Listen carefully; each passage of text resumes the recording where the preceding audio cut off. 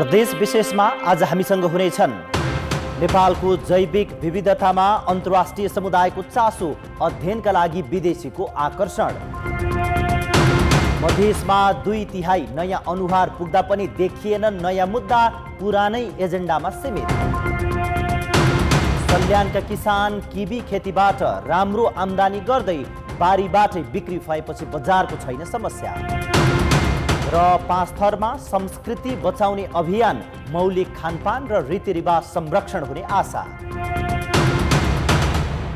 नमस्कार, म सरोज सिंह थापा। यी थिए प्रदेश विशेषमा आजका सामग्री। यस बाहेक मगर समुदायको झाम्रे नाच लोप हुन लागेपछि संरक्षणको पहल लगायतका सामग्री हामीसँग रहनेछन्। हेर्दै गर्नुहोस् प्रदेश विशेष समाचार समीक्षा र सन्देश।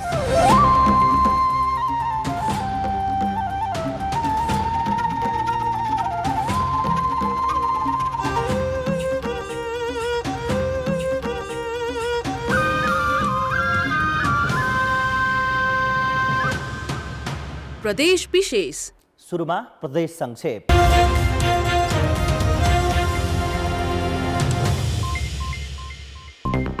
माओवादी केन्द्रको बागमती प्रदेश संसदीय दलको नेतामा शालिग्राम जमकट्टेल चयन भएका छन्। बागमती प्रदेश सभाका 21 सिट जितेर माओवादी केन्द्र तेस्रो ठूलो दल बनेको छ। मधेस प्रदेशमा सभामुख र उपसभामुख चयनका लागि प्रदेश सभामा निर्णयार्थ प्रस्तुत गर्ने निर्णय भएको छ। सभामुख र उपसभामुख चयनका लागि पुस 30 गते मनोनयन दर्ता गर्ने र माघ 2 गते प्रदेश सभामा निर्णयार्थ प्रस्तुत गर्ने निर्णय भएको हो। प्रधानमन्त्री पुष्पकमल दाहालले आफ्नो तेस्रो कार्यकालमा भाषण कम काम धेरै गर्ने बताएका छन्। गृह जिल्ला चितवनको भरतपुर स्थित नारायणी नमुना माध्यमिक विद्यालयको हिरक महोत्सव उद्घाटन गर्दै प्रधानमन्त्री दाहालले आफ्नो बाँकी जीवन सुशासन र विकासका निम्ति समर्पित गर्ने प्रतिबद्धता समेत जनाएका हुन्। नेपाली कांग्रेसका नेता बालकृष्ण खाँडले राजनीतिक दलका लागि सत्तामा पुग्नु र बाहिरिनु स्वाभाविक प्रक्रिया भएको बताउँदै त्यसलाई अन्यथा लिन नहुने टिप्पणी गरेका छन्। नेता खाँडले पार्टी र देशमा राजनीतिक परिवर्तनमा योगदान दिने बीपी कोइरालाको दूरदर्शिता आजको आवश्यकता भएको समेत बताएका छन्। एसियाली राजमार्ग आइतबारदेखि पूर्ण रूपमा सञ्चालनमा आउने भएको छ। नेपालको पूर्वी नाका काकडभिट्टालाई अन्तर्राष्ट्रिय सडक सञ्जालमा जोड्ने 6 लेनको यो राजमार्ग सन् 2023 को जनवरी 1 देखि पूर्ण रूपमा सञ्चालनमा आउने भएको हो। बागलुङको बिहुमा 700 मिटर लामो नयाँ पैदल मार्ग निर्माण गरिएको छ। वैदेशिक रोजगारीमा रहेका युवाहरूको सहयोगमा 60 लाख रुपैयाँको लागतमा पैदल मार्ग निर्माण भएको हो। हामीसँग बाँकी नै छन्। मगर समुदायको झाम्रे नाच लोप हुन लागेपछि संरक्षणको पहल, तनहुका युवा अगुवाई गर्दै। र सल्यानका किसान किबी खेतीबाट राम्रो आम्दानी गर्दै बारीबाटै बिक्री भएपछि बजारको छैन समस्या। प्रदेश विशेष। प्रदेश विशेषमा पुनः स्वागत छ। नेपालको प्राकृतिक सौन्दर्य, हिमालको मनमोहक दृश्य, चरा तथा वन्यजन्तुको आकर्षणले सबैलाई लोभ्याइरहेको छ। जैविक विविधता र पर्यावरण संरक्षणको क्षेत्रमा नेपालले गरेको काम अन्तर्राष्ट्रिय शोधकर्ताको अध्ययनको विषय समेत बन्न थालेको छ। नेपालको विविधतायुक्त भूगोल र सुन्दरताले पदयात्रीलाई मात्रै आकर्षित गर्दैन, यहाँको जैविक विविधता र पर्यावरण संरक्षणको कामले अन्तर्राष्ट्रिय शोधकर्ताहरूलाई समेत आकर्षित गर्न थालेको छ।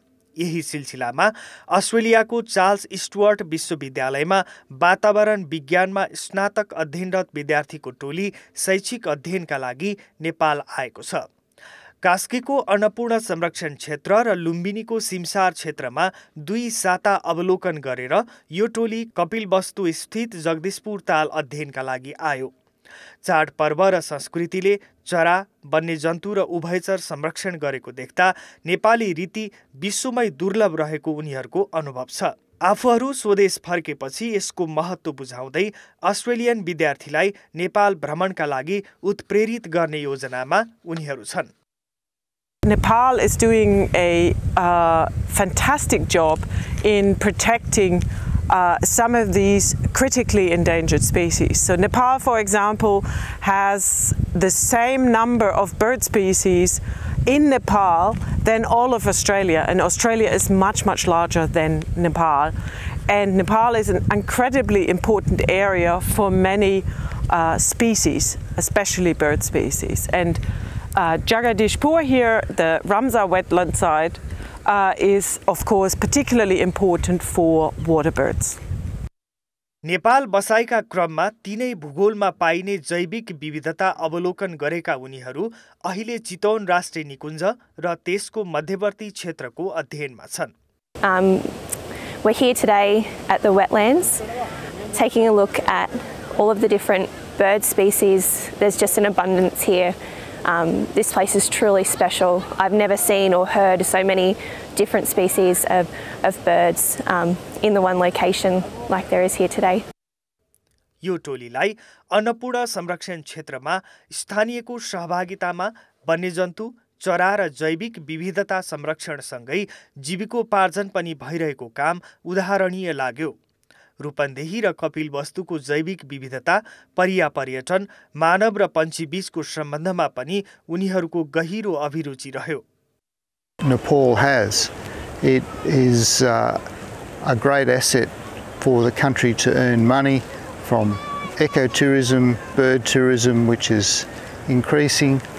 But once it's destroyed, it's gone forever. You cannot ever get it back.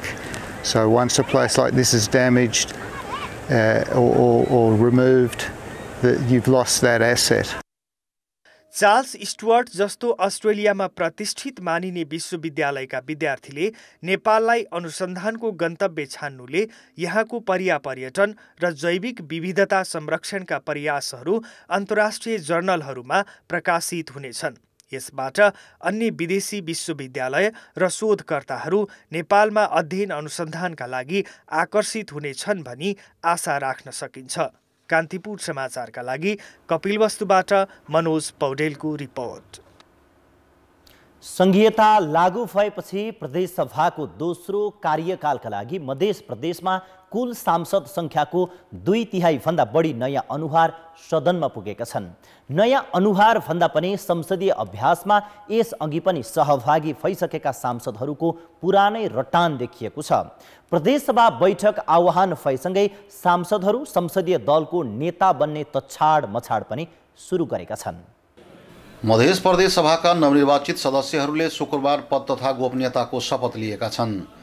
नेपालको संविधान र प्रदेश सभा सदस्य निर्वाचन ऐन बमोजिम ज्येष्ठ सदस्यको हैसियतले 71 वर्षीय गोविन्द बहादुर न्यौपानेले माओवादी केन्द्रका समानुपातिक सांसदद्वय मालाकुमारी कर्ण र रजी हैदर बाहेक अन्य 104 जना प्रदेश सभा सदस्यहरूलाई शपथ ग्रहण गराएका हुन्। सर्वोच्च अदालतमा मुद्दा विचाराधीन रहेका कारण शपथ लिनबाट वञ्चित 2 जना बाहेक अधिकांश प्रदेश सांसदहरू विविधता झल्किने पहिरनमा उपस्थित भएका थिए। मेरो भेषभूषा पनि मिथिलाञ्चल जस्तो मिथिलानी जस्तो छ, म मिथिलानी पनि हुँ। नेपालीमा 53, बजिकामा 13, मधेसी भाषामा 12, मैथिलीमा 11, भोजपुरीमा 7, थारूमा 3, उर्दूमा 1 र मगही हिन्दीमा 2-2 जना प्रदेश सांसदले शपथ खाए। 107 जना सांसद मध्ये 83 जना नयाँ अनुहार यसपटक प्रदेश सभामा पुगेका छन्। संहिता लागू भएपछि प्रदेश सभामा यस अघि पनि प्रतिनिधित्व गरिसकेका सांसदको भने पुरानै रटान छन्। मुख्यतः हाम्रो चाहिँ तपाईको नेकपा एमालेकै र मेरो पनि विकास र समृद्धि र साथसाथै चाहिँ तपाईको सामाजिक रूपान्तरणका विषयवस्तु मुख्य एजेन्डाको रूपमा हामी अगाडि बढाउँछौँ। सरकारमा सहभागी हुँदा ठिक र प्रतिपक्षमा बस्दा सबै बेठिक हुने पुरानो मानसिकता सांसदहरूमा यथावत नै देखिएको छ। कुनै बेला सत्ता साझेदारमा सहभागी हुँदा निकै आलोचना खेपेका सांसदहरूले सुशासन कायम गराउने जिम्मेवारी आफूहरूको काँधमा रहेको भन्दै पुरानै प्रतिबद्धता दोहोर्याएका छन्। स्वशासन जब होगा तब हम सुशासन की बात करेंगे, सुशासन जब होगा तो उसी में सुशासन में ही समृद्धि, विकास, अनियमितता का समाप्त, भ्रष्टाचार का उन्मूलन लगायत का जो विषय है ये हम संबोधन करते हैं। प्रदेश सांसदहरूको दोस्रो कार्यकालको शपथ ग्रहणसँगै मध्य प्रदेश सभाको पहिलो अधिवेशन पुस 18 गते बोलाइएको छ। प्रदेश सरकार मन्त्री परिषदको बिहिबार बसेको बैठकले सिफारिस गरेपछि नेपालको संविधानको धारा 183 को उपधारा 1 बमोजिम प्रदेश प्रमुख हरिशंकर मिश्रले प्रदेश सभाको पहिलो अधिवेशन आह्वान गरेका हुन्। आफ्नो निर्वाचन क्षेत्र र जिल्लाका समस्याहरूका साथै सरकारलाई सही बाटोमा ल्याउनु सांसदहरूको काम हो, तर विगतमा विरोध त्यसपछि भागबण्डामा केन्द्रित रहेको पाइएको थियो। अब आउने दिनमा सांसदहरू यसप्रति सचेत हुनु आवश्यक देखिन्छ। कान्तिपुर समाचारका लागि सहकर्मी अमरकान्त ठाकुर र बिर्खेश यादवका साथ अनिल मिश्र, जनकपुर धाम, धनुषा। केही वर्षदेखि किबी खेतीमा लागेका सल्यानका कृषकले यसबाट राम्रो आम्दानी लिन थालेका छन्। उत्पादित किबीको बजार समस्या नभएको र बारीबाटै बिक्री हुने भएपछि जिल्लाका किसानले किबी खेतीलाई थप विस्तार गर्दै लगेका छन्। छत्रेश्वरी गाउँपालिका गुराँसेकी नन्दकला कौरले किबी खेती गर्न लागेको 5 वर्ष भयो। सुरुमा खेती गर्दा यसबाट आम्दानी होला भनेर उनलाई विश्वास नै लागेको थिएन, तर अहिले उनले वार्षिक 3 देखि 4 लाख आम्दानी गर्छिन्। गुराँसेकै तेजबहादुर योगीले पनि किबी खेतीबाटै वार्षिक 14 लाख आम्दानी गर्छन्। अहिले 3 लाख भएका छन्। हामीलाई बाहिर जानु परेको छैन। अब यो किसान गरिङ यताउति खन्ने लाउनलाई पुग्याउँछ। खर्च म्यानेजमा अलिकति बढी चाहिँ आउँछ र अब शुद्ध नाफा भनेको 8-10 लाख रुपैयाँ चाहिँ हुन्छ। बजारको समस्या नभएको, दुःख कम र थोरै लगानीबाट पनि धेरै आम्दानी लिन सकिने भएपछि यहाँका किसानको पछिल्लो समय किबी खेतीतर्फ आकर्षण बढेको हो। छत्रेश्वरी बाहेक त्रिवेणी र कपुरकोटका किसानले पनि व्यवसाय किबी खेती गर्न थालेका छन्। कृषि विकास कार्यालय सल्यानको तथ्याङ्क अनुसार जिल्लामा वार्षिक 72 टन किबी उत्पादन हुन्छ। केही किबी जिल्लाभित्रै खपत हुन्छ भने अधिकांश जिल्ला बाहिर जान्छ। यहाँ उत्पादन भएको किबी काठमाडौँ, पोखरा, विराटनगर, धनगढी, बुटोल, दाङ लगायत भारतमा समेत निर्यात हुने गरेको छ। किबी उत्पादन बढाउन सरकारी कार्यालयले चक्लाबन्दी कार्यक्रम लागू गरी अर्गानिक उत्पादनमा जोड दिएको छ। सल्यान जिल्ला किबी खेतीको लागि प्रचुर मान भएको जिल्ला हो। यहाँका किसानहरू किबी खेतीमा आकर्षित हुनुभएको छ र यस जिल्लामा करिब 72 मेट्रिक टन किबी उत्पादन भई बजारमा गएको छ। किबीलाई स्वास्थ्यवर्धक फल मानिन्छ। बहुउपयोगी गुणका कारण उत्कृष्ट मानिने यो फलको हाल जिल्लामा खेती तथा खपत दर दुवै बढेको छ। यसलाई अझै थप विस्तार गर्न सरकारवाला निकायले सहयोग गरेमा किसानको आम्दानी दरिलो स्रोत बन्ने देखिन्छ। कान्तिपुर समाचारका लागि सरिता चलाउने, सल्यान। प्रदेश विशेषमा पुनः स्वागत छ। नेपाली संस्कार, संस्कृति र रीतिरिवाज विशिष्ट छ।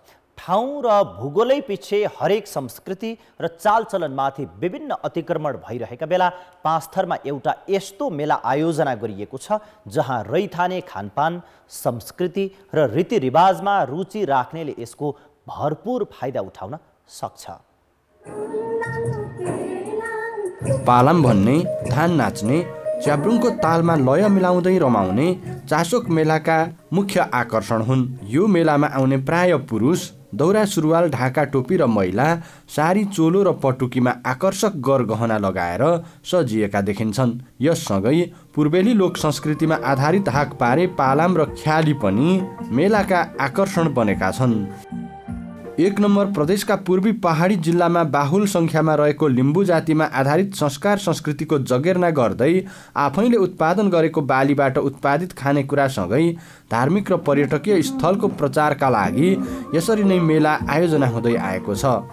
चासोक मेलालाई एउटा सांस्कृतिक मेला, एउटा पर्यटकीय मेलाको रूपमा हामीले विकसित गर्न लागेका छौँ। मेलाको स्टलमा राखिएका रैथाने परिकार, स्थानीय उत्पादन र प्रदर्शन गरिएका पालाम, थुर्पे, केलाङ र च्याब्रुङ नाचबाट सहभागीहरूले छुट्टै मनोरञ्जन लिएका छन्। परम्पराको रीतिरिवाज अनुसार गरगहनाहरू हामीले हैन सो गर्न पाइया छौँ। जस्तो अरू मेलामा चाहिँ अब डिस्को डान्स हुन्छ भने यहाँ चासो मेलामा चाहिँ थुरुप्पे नाच्न पाइयो, धान नाच्न पाइयो। म स्वयं कति आनन्द खुसी लागेको छ। च्याब्रुङ नाचेको देख्यौँ अनि त्यहाँबाट अहिले चाहिँ धान नाचेको देखेर अब उँधौली पर्वको अवसर पारेर आयोजना गरिने चासोक मेलामा रैथाने संस्कृतिको प्रवर्धनसँगै छेलो हान्ने र म्याराथन जस्ता प्रतियोगितात्मक कार्यक्रम समेत आयोजना हुन्छन्। दिउँसो प्रतियोगितात्मक खेलमा भाग लिएकालाई रातभर धान नाच्ने र पिङ खेल्ने मौका दिइन्छ। यहाँको टिपिकल यहाँको अर्गानिक यहाँको जे छ त्यसलाई चाहिँ हामीले प्रमोट गर्न खोजिरहेछौँ। पछिल्लो समय मेला, उत्सव, महोत्सव र जात्रा जस्ता नेपाली संस्कृतिमाथि हस्तक्षेप भइरहेका बेला यस्तो मेलाले हाम्रो संस्कृति र सभ्यताको पहिचानसँगै सांस्कृतिक पर्यटन प्रवर्धनमा पनि टेवा पुर्याउने निश्चित छ। कान्तिपुर समाचारका लागि लक्ष्मी गौतम, फिदिम 5 थर। नेपालका प्राय सबै समुदायका आआफ्नै संस्कृति र परम्परा छन्, तर केही मौलिक संस्कृति लोप भएका छन् भने कयौं लोपोन्मुख छन्। मगर बाहुल्य गाउँमा घन्किने झाम्रे नाच पनि लोप हुन थालेपछि तनहुका मगर समुदाय संरक्षणमा जुटेका छन्। यो सँगै अहिले तनहुका मगर गाउँमा झाम्रे गुन्जायमान हुन थालेको छ। यो पृष्ठभूमिमा देखिएको मगर समुदायले बनाएको रोदी हो। यही रोदीमा बसेर मगर समुदायले नचन, कौरा र झाम्रे नचाउने गर्दछ। झाम्रे मगर समुदायको मौलिक नाच हो। परम्परागत यो नाच पाका उमेरका मानिसबीच लोकप्रिय पनि छ, तर पछिल्लो समयमा युवा पुस्ताको पलायन र मौलिक संस्कृति प्रतिको व्यवस्थाले यो नाच ओझेलमा छ। यसको मौलिकता हटाउन नदिन र संरक्षण गर्न तनहुका मगर समुदाय जुटेका छन्। तनहु, नवलपुर, पाल्पा, स्याङ्जा, गोर्खा र बाक्लुङ लगायतका मगर बहुल गाउँमा नचाहिने यो नाच पश्चिमा संस्कृतिको प्रभावले ओझेलमा मात्र थिएन, लोप नै हुने अवस्थामा पुगेको थियो। नेपाली मौलिक संस्कृति र मगर जातिको सांस्कृतिक पहिचानसँग जोडिएको झाम्रे नाचलाई जीवन्त बनाउन युवा युवती नै सक्रिय छन्। हाम्रो पुर्खाबाट चलिआएको यस झाम्रे नाच हामीले आफ्नै आमा बुबा तथा बजे बाजेसँग सिकेर यस नाचलाई निरन्तरता दिइरहेका छौँ। प्रचलनलाई चाहिँ अलिकति रोधी प्रथा अनुसार नै यसलाई फेरि हामीले जीवित गराउनु पर्छ भन्ने उद्देश्यका साथ चाहिँ हामीले आजको यो प्रोग्राम हामीले राखेका हौँ। झाम्रे नाचलाई संरक्षण गर्न स्थानीय तहले पनि पहल गरेका छन्। यो नाचमा जनप्रतिनिधि सहभागी हुने र पालिकाबाट बजेट विनियोजन गर्न थालिएको छ। वडाबाट जनप्रतिनिधिको समितिले निर्णय गरेर हामीले चाहिँ नि गाउँपालिकामा पनि बजेट माग्ने हामीले व्यवस्था गरिरहेको छन्। मगर समुदायमा यो नाच लामो समयसम्म नचाउने गरिन्छ। हरेक वर्ष दशैंको अष्टमीदेखि सुरु हुने यो नाच माघसम्म नचाइन्छ। मादल, झर्रा र दम्फुको तालमा युवा युवतीले गीत गाएर सामूहिक रूपमा नाच्ने चलन छ। यसले समुदायमा भाइचारा वृद्धि गर्न सहयोग पुर्याउने संस्कृतविद बताउँछन्। एक आपसमा हाम्रो भाइचाराको नाता चाहिँ कायम रहिरहेको पाइन्छ। समुदाय स्तरबाट यस्ता मौलिक संस्कृति संरक्षणमा जुट्नु आफैमा राम्रो हो। यस्ता मौलिक संस्कृति राज्य स्तरबाट पनि संरक्षण गर्न जरुरी देखिन्छ। कान्तिपुर समाचारका लागि प्रताप राणा मगर, रिसिङ, मैदानपारा, तनहुँ। प्रदेश विशेष अहिलेलाई सकियो। कान्तिपुर टेलिभिजन हेर्दै गर्नुहोला। नमस्ते।